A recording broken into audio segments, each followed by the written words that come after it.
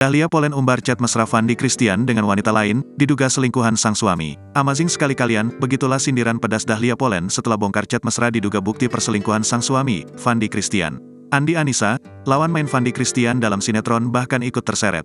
Fandi Christian pun tampak bereaksi setelah dugaan perselingkuhannya viral. Fandi Christian bereaksi setelah sang istri, Dahlia Polen membongkar dugaan chat mesranya dengan wanita lain. Sosok wanita lain itu bahkan disebut oleh Dahlia yakni diduga artis Andi Anissa. Dahlia Polen menandai langsung akun Instagram Andi Anissa di Instagram Story pribadinya. Isu perselingkuhan Fandi Christian dengan Andi Anissa pun langsung viral di media sosial. Hingga kini belum ada konfirmasi dari Dahlia Polen, Fandi Christian, atau Andi Anissa atas kabar tersebut. Hanya saja, Fandi Christian seakan menanggapi aksi sang istri tersebut melalui postingan di media sosialnya.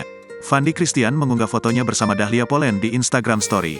Dalam foto hitam putih itu, pasangan yang menikah pada tanggal 24 November tahun 2015 tersebut tampak berada di pantai dengan wajah tersenyum bahagia. Fandi Christian tak menuliskan caption apapun dalam postingan yang diunggahnya.